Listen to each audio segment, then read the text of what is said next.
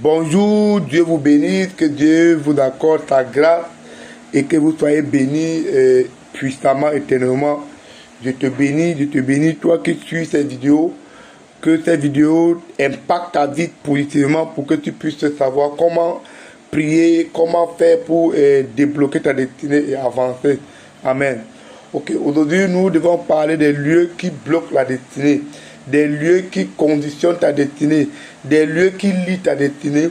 Aujourd'hui nous devons parler uniquement d'un seul lieu qui est le lieu de naissance.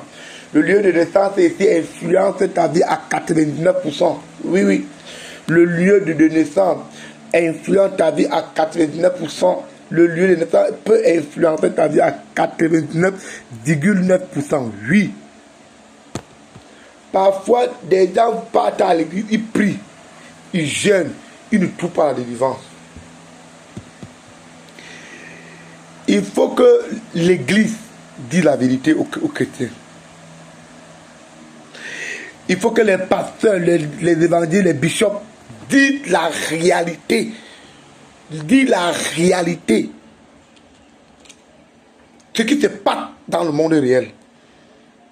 Frère, tu peux lire la Bible, prier, jeûner, être saint, ne péchant pas, criant Dieu, être tenu captif dans les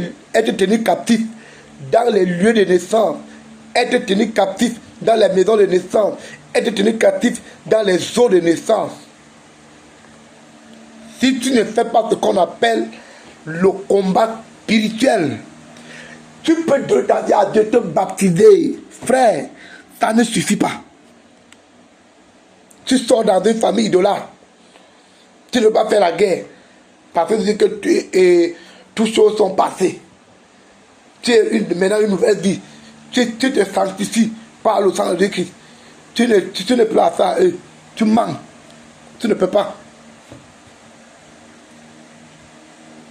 Tu ne peux pas. Ça ne marche pas comme ça.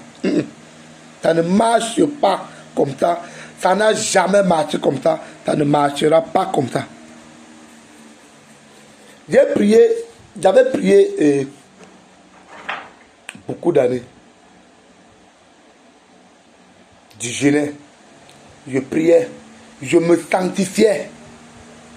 Je ne péchais pas. J'étais saint. Je respectais les commandements de Dieu. Mais je voyais toujours ma vie misérable. J'étais toujours oppressé par des démons. Malgré que je jeûnais beaucoup. Je n'avais pas la délivrance. Je ne travaillais pas. Malgré que je me consacrais à l'œuvre de Dieu jusque-là, je n'avais pas de sommeil. J'étais oppressé. Oui. Je priais, je n'ai rien. J'ai invité les pasteurs à prier pour moi. Je payais les hommes de Dieu à prier pour moi. Qu'on m'impose les mains, qu'on m'impacte. Jusque-là, rien ne se passait. Jusqu'au jour où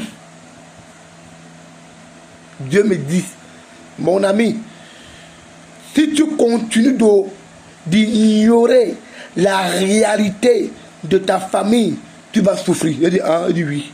Il dit d'accord. Qu'est-ce qu'il veut faire? Retourne à la source. Priez sans